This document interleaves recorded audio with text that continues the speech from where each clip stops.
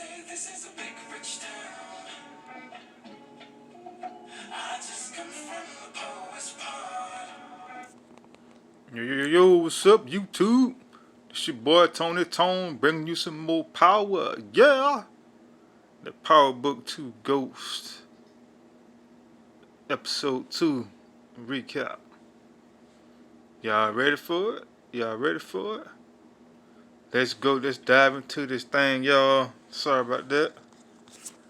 I love how it come on where it picks off from the case of when Tasha and Davis McClain and Sachs and everybody was in court, and it goes from there into Davis McClain, Tasha, and his assistant in the interrogation room. They're talking to Tasha about what just happened in the courtroom, and they're pretty much just asking her, "Did you have any dealings with the St. Patrick and Egan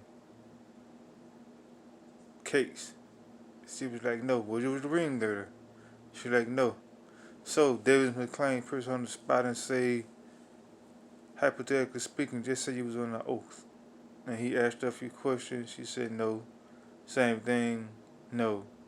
And in the meantime of that, they go to the Sachs, Cooper Sachs and their team are in the office talking about the same thing about the case and everything. And they're like, "Hey, you know that Tasha Bridges was no ring nigga. You can't really prove that, you know."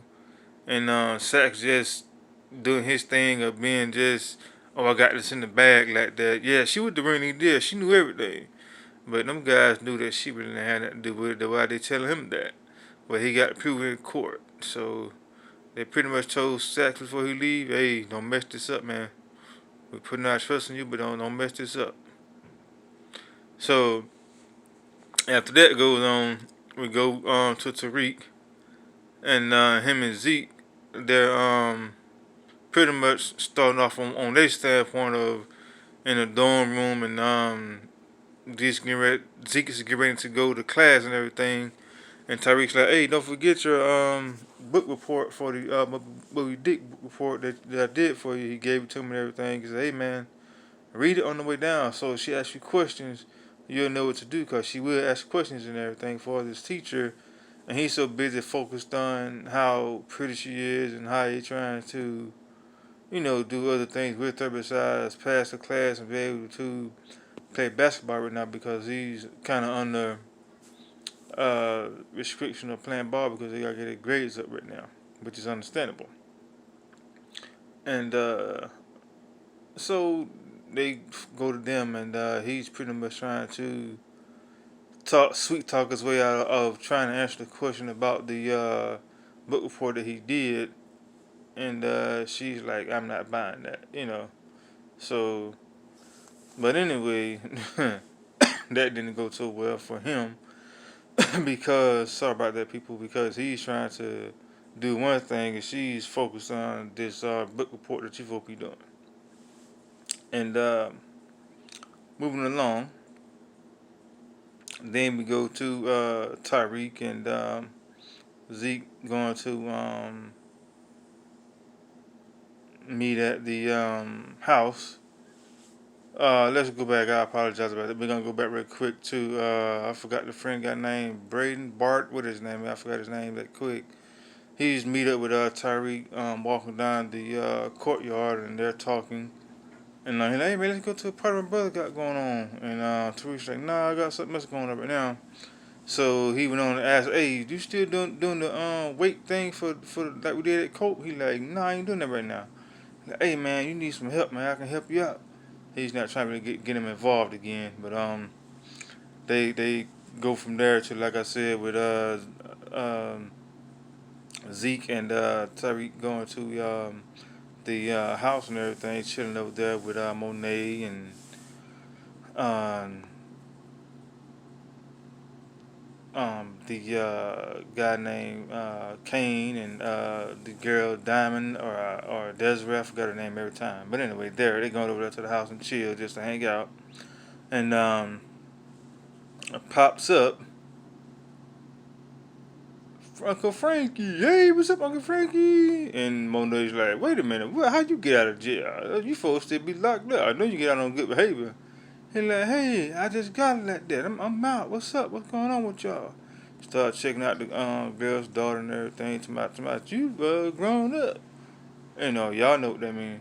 But she like, you know what? Let's cut this off right now. So she tell everybody to start doing different things. She tell the girl to go put up the dishes and tell Kane to go take Tariq back to the school and tell the other guy, hey, go deal with Uncle Frank and get him out of here. You know, and then the funny part about that, she tells Zeke, hey, let me know anything you can about Tyreek. He like, I don't know nothing about him. Well, you better learn. That was funny because he don't like to learn a whole lot. He like just play sports and do his own thing. But that's funny. And then the other part about that, when they go from that scene to where um, Kane's taking Tariq back to the school, he like, hey, let's talk for a minute. And he's trying to intimidate Tariq and tell him about, hey man, what goes on at home stays at home. And Tariq like, hey, look at me out for you guys. I'm that type of person. And Tariq pretty much get him in check.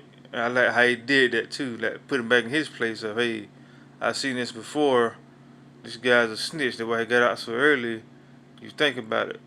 How else could you get out of prison so early without telling on somebody else? Because you go through parole, that take time. So he thought about it and said, hey, what, you know what, you right, man. But anyway, they got that out of the way. Oh, side note, people, side note. Guess who is involved with the relationship? Monday and the cop friend. They're trying to get some things going. But hey, she like, no, man, I need some protection. You ain't doing that right now. So, hey, either you're going to do that or we ain't going to be together, you know, in a sense. But moving on.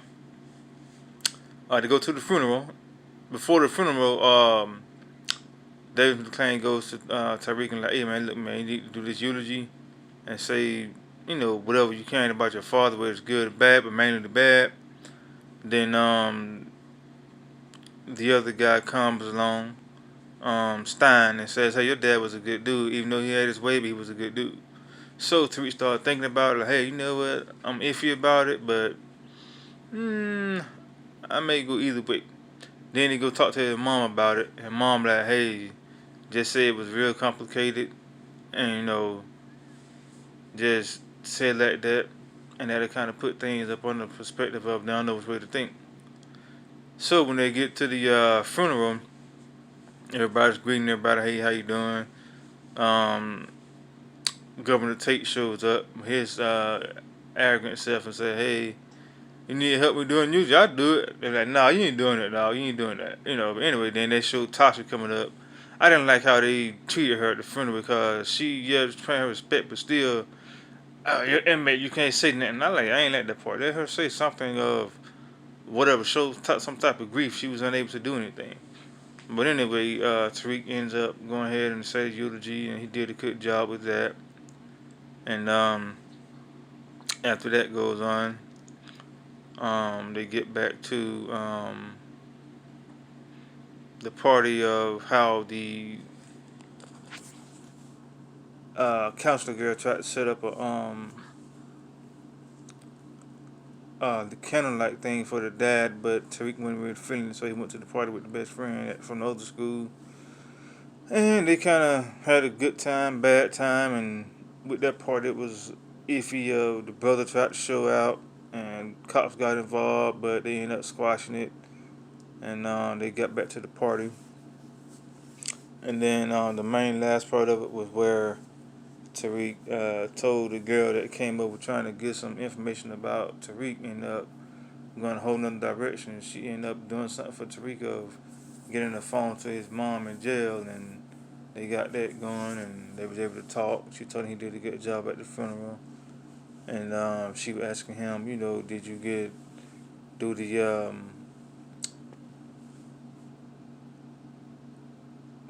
the I forgot what she asked him. Forgive me, guys. Oh yeah, she asked him, did he do the daycare? He said, no, I didn't do that. I got other means of whatever going on to pay for the lawyer and everything. And they got that going. And basically, at the end of it,